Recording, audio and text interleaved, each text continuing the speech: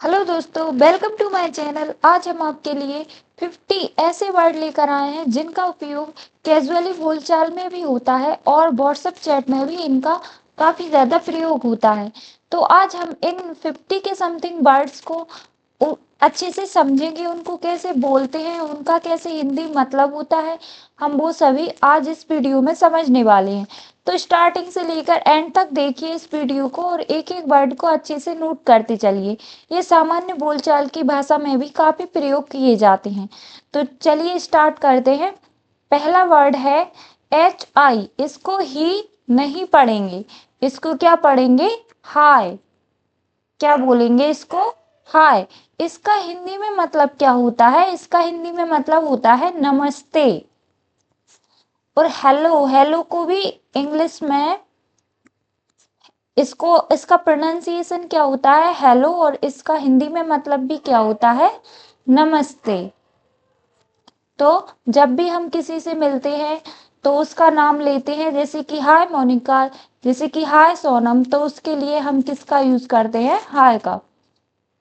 और इसका भी मतलब होता है हेलो, जैसे कि हेलो, हाउ आर यू, इस टाइप से हम जब बोलते हैं तो उसके आगे हम हेलो का प्रयोग करते हैं। हे, हे का मतलब होता है अरे। जैसे कि हम बोले कि अरे तुम कैसी हो, हे हाउ आर यू, तो इसके लिए हम क्या यूज करेंगे? Hey word. Good morning, good morning, इसके लिए प्रोनाउंसिएशन क्या होता है? GOOD, इसको बोलते हैं गुड। और MORNING, इसको बोलते हैं मॉर्निंग। तो गुड मॉर्निंग, इसको हम इंग्लिश में पढ़ते हैं गुड मॉर्निंग। प्रोनाउंसिएशन इसका होता है गुड मॉर्निंग और इसका हिंदी में मतलब होता है क्या? शुभ प्रभात। शुभ प्रभात या शुभ प्रभात, इसको हम हिंदी में संबोधित करते हैं। गुड मॉर्निंग का टाइम कब से कब तक होता है? तो 12 AM से लेकर 11:59 AM तक होता है। यानी कि रात के 12 बजे से लेकर दिन के 12 बजे तक गुड मॉर्निंग हम बोलते हैं। और नेक्स्ट वर्ड है हमारा गुड आफ्टरनून। तो गुड, आगे के वर्ड को क्या पढ़ेंगे? गुड।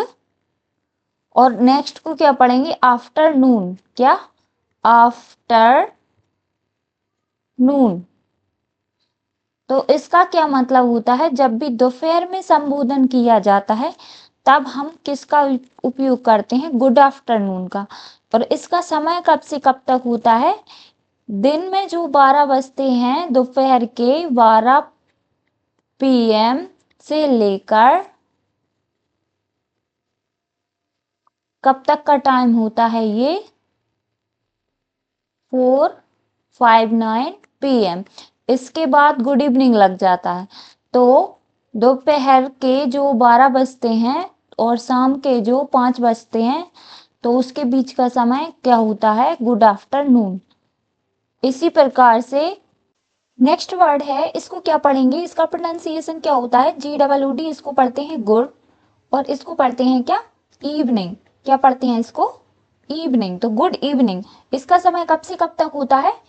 शाम के जो 5 बजते हैं, यानी कि 5 PM से लेकर 8:59 PM तक का समय गुड इवनिंग कहलाता है। यानी कि शाम के 5 बजे से लेकर जो रात में 9 बजे तक का टाइम होता है, तो हम उसको क्या बोलते हैं? गुड इवनिंग बोलते हैं। और जब शाम को जब संबोधन करना होता है तब हम इसका प्रयोग करते हैं गुड इवनिंग।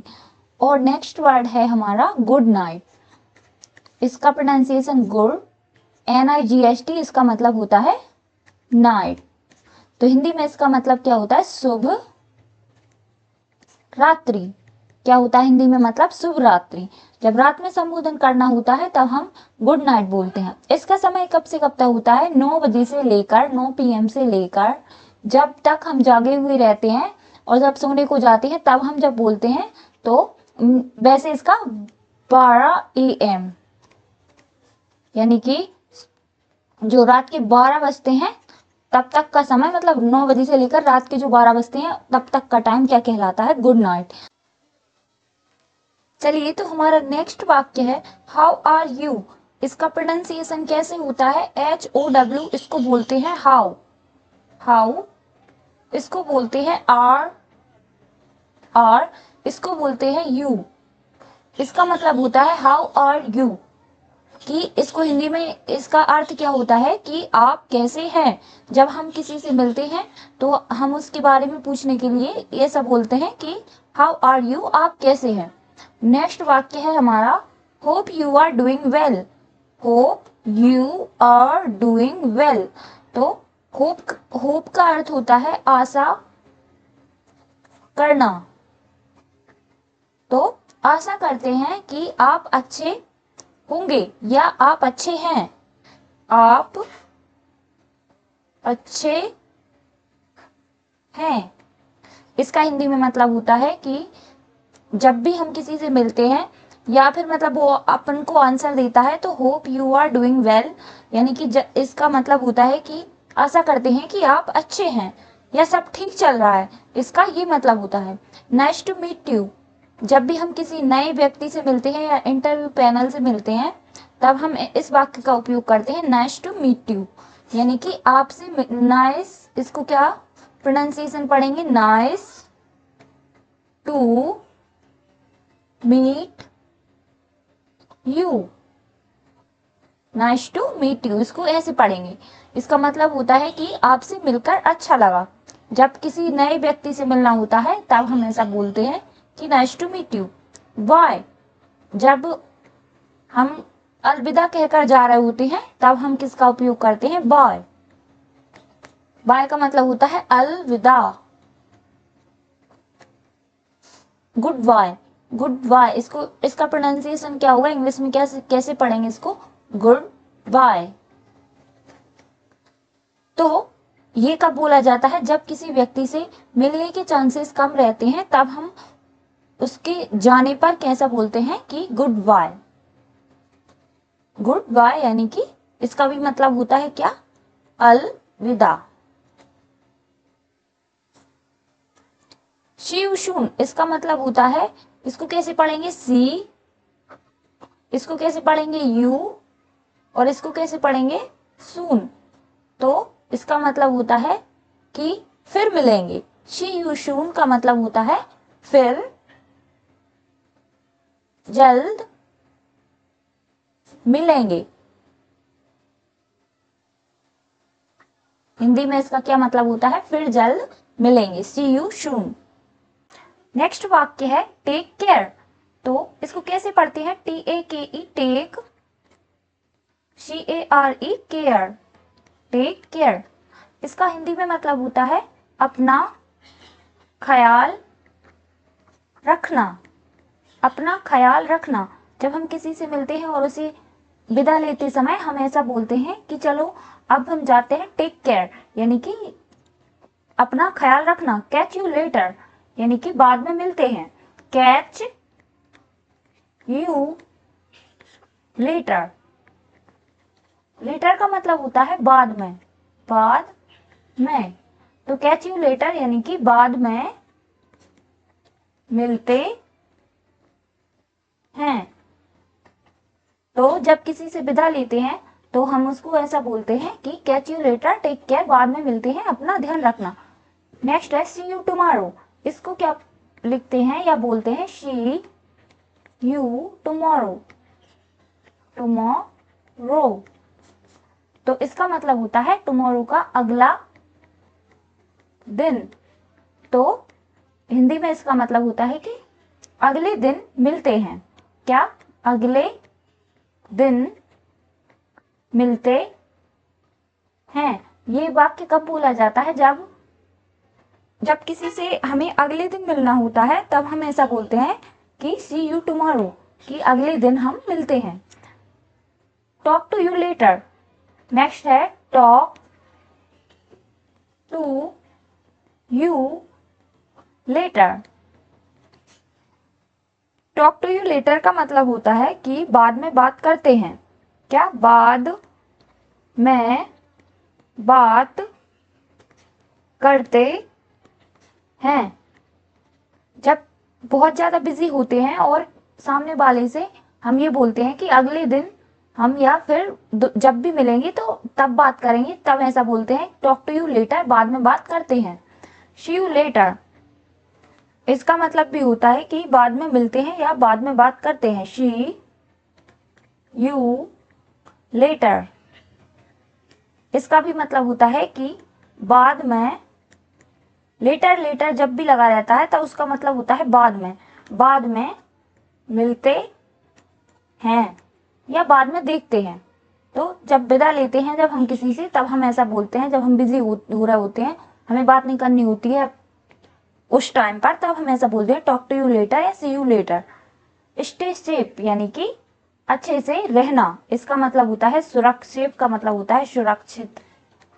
स्टे का मतलब होता है रहना, तो अच्छे से रहना, ठीक से रहना। जब हम किसी के अच्छे की कामना कर रहे होते हैं तो अपने परिवार के सदस्यों, दोस्तों, तो हम को छोड़कर जब भी हम जाते हैं तब हम ऐसा बोलते हैं कि अच्छे से रहना, ठीक से रहना। तो स्टे सेफ, इसको हिंदी में लिखते हैं स्टे, इसको लिखते हैं सेफ। स्टे सेफ यानी अच्छे से रहना। हमारा अगला वाक्य है हैव अ गुड डे। तो इसको कैसे पढ़ते हैं? HV have a good day, इसका मतलब होता है कि आपका दिन शुभ हो, आपका दिन शुभ हो। जब हम किसी को दिन की शुभकामनाएं देना चाहते हैं तब हम उसके लिए बोलते हैं हैव अ गुड डे, यानी आपका दिन शुभ हो। बेस्ट ऑफ लक यानी कि आपका भाग्य शुभ हो। इसको इंग्लिश में कैसे पढ़ते हैं? बेस्ट ऑफ लक, कैसे पढ़ते हैं? बेस्ट ऑफ लक, इसका मतलब होता है आपका भाग्य शुभ हो।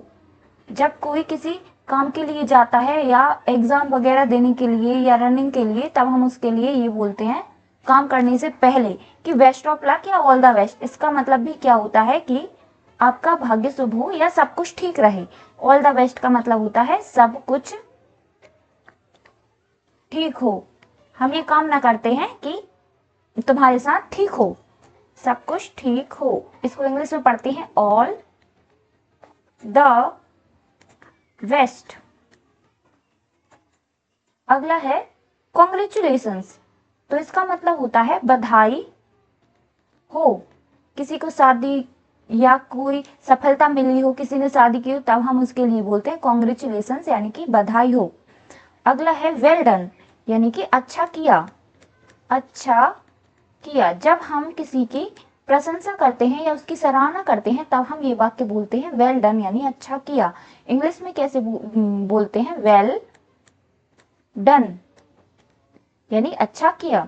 प्रशंसा और सराहना के लिए ये शब्द बोला जाता है, ये वाक्य की well done. Keep it up, ये भी किस चीज के लिए? कि जब हम किसी को प्रोत्साहित करते हैं, उसको इनकरेज करते हैं, तब हम ये वाक्य बोलते हैं कीप इट अप यानी कि ऐसे ही करते रहो, ऐसे ही करते रहो। या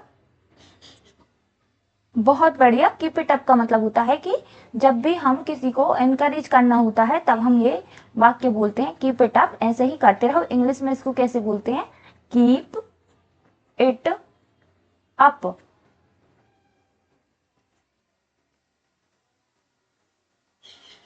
अगला वाक्य है विश यू सक्सेस। इसको इंग्लिश में कैसे पढ़ते हैं? WISH wish you success. क्या? सक्सेस। जब किसी को लक्ष्य की सफलता के लिए शुभकामनाएं देनी होती हैं और हम उसकी सफलता की कामना करते हैं तब हम क्या बोलते हैं? विश यू सक्सेस यानी कि सफलता मिले या सफलता की कामना, सफलता की कामना करते हैं।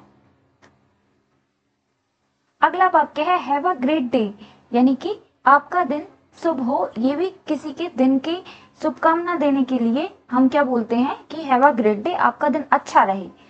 तो इंग्लिश में कैसे पढ़ेंगे इसको? हैव अ ग्रेट डे, यानी कि आपका दिन अच्छा रहे। तो किसी को दिन के लिए अच्छा विश करने के लिए हम बोलते हैं हैव अ ग्रेट डे, आपका दिन अच्छा रहे। एंजॉय योर डे, अगला है एंजॉय। इसको इंग्लिश में कैसे बोलते हैं? एंजॉय या एंजॉय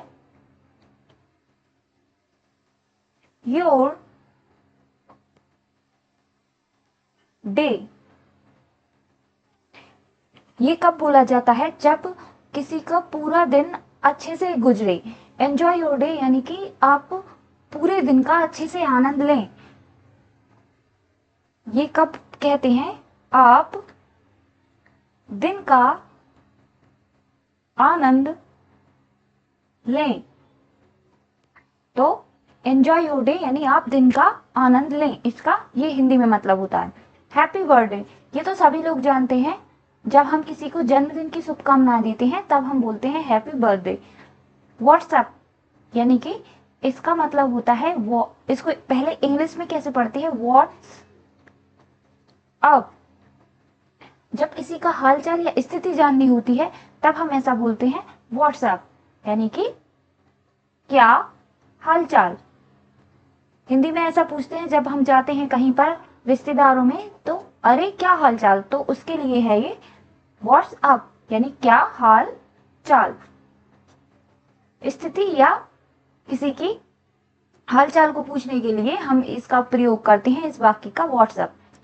हाउस इट्स गोइंग, जब किसी के काम के बारे में पूछते हैं कि कैसा चल रहा है, तब ये वाक्य बोला जाता है कि काम कैसा चल रहा है।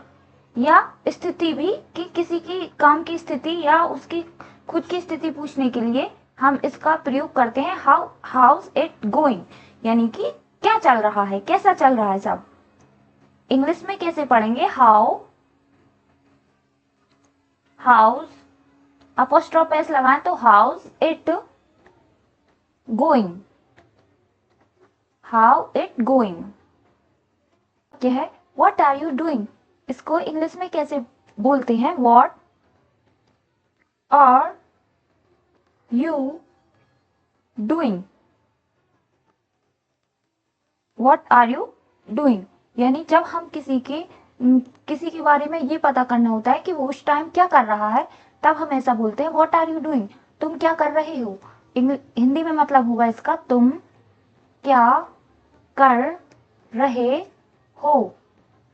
अगला वाक्य है लॉन्ग टाइम नो सी, यानी लंबे समय तक नहीं देखा या बहुत लंबे समय तक हम नहीं मिले।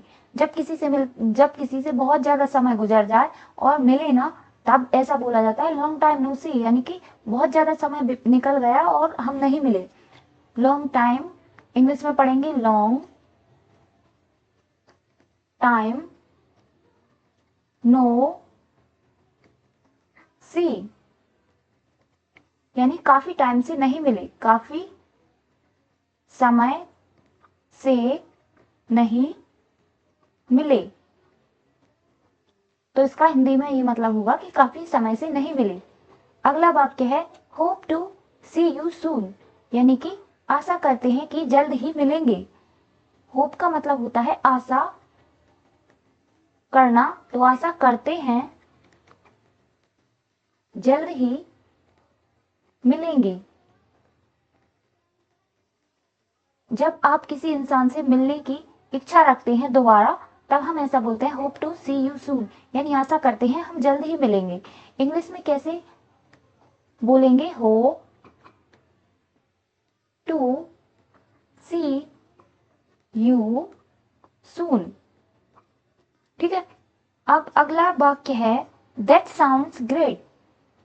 दैट साउंड्स ग्रेट, यानी जब किसी का आइडिया, उसके विचार, उसकी योजना हमें प्रभावित करती है या हम उससे सेटिस्फाई होते हैं या सहमत होते हैं, तब हम ऐसा बोलते हैं दैट साउंड ग्रेट, यानी यह शानदार है, यह अच्छा है। क्या? यह शानदार विचार है या ये अच्छा है। इसको इंग्लिश में कैसे पढ़ेंगे? Sounds that sounds great. क्या मतलब होता है? जब किसी की आइडिया से हम प्रभावित होते हैं, सेटिस्फाई होते हैं, तब हम ऐसा बोलते हैं दैट साउंड ग्रेट या साउंड्स गुड, जिसका भी मतलब यही होता है कि यह अच्छा विचार है या ये अच्छा है। नो वरीज, इसको इंग्लिश में कैसे पढ़ेंगे? No worries. इसका मतलब होता है चिंता। वरीज का मतलब होता है क्या? चिंता। तो नो वरीज का मतलब हिंदी में क्या होगा कि फिक्र मत करिए या चिंता मत करिए, फिक्र मत करिए। जब हम किसी को सहानुभूति देते हैं कि चिंता मत करो या फिक्र मत करो, तब हम इंग्लिश में बोलते हैं नो वरीज या डोंट वरी। साउंड्स गुड, इसका मतलब यही होता है कि ये अच्छा विचार है। इसको इंग्लिश में पढ़ेंगे कैसे? Sounds good. अगला वाक्य है लेट्स कैच अप सून, यानी कि इंग्लिश में कैसे पढ़ेंगे? Let's catch up soon. Soon का मतलब होता है जल्द ही। तो इसका मतलब हिंदी में होता है कि जल्द ही आपसे मिलकर बातचीत करेंगे या आपसे जल्द ही मिलेंगे, आपसे जल्द ही मिलते हैं।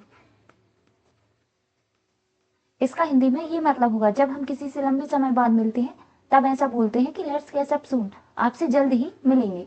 कीप इन टच, यानी जब हम किसी व्यक्ति को अपने संपर्क में रखना चाहते हैं तो तब हम ये बोलते हैं keep in touch. Keep in touch यानी कि संपर्क में रहना। ठीक है, कीप इन टच यानी संपर्क में रहना। थैंक यू का मतलब होता है शुक्रिया। जब हम किसी को आभार प्रकट करते हैं तब हम ऐसा बोलते हैं शुक्रिया या धन्यवाद। धन्यवाद ये तो सभी जानते हैं। थैंक यू, थैंक्स अलॉट यानी कि बहुत बहुत शुक्रिया। थैंक्स अलॉट, अलॉट यानी बहुत बहुत शुक्रिया। एप्रिसिएट इट, जब हम किसी की मदद प्रयास को क्या करना चाहते हैं? प्रशंसा करना चाहते हैं, उसकी सराहना करना चाहते हैं, तब हम ऐसा बोलते हैं एप्रिसिएट इट, यानी कि बहुत बहुत आभार, बहुत बहुत आभार, यह बहुत सराहनीय, सराहनीय। इंग्लिश में पढ़ते हैं इसको क्या? एप्रिसिएट। क्या? Appreciate, appreciate it.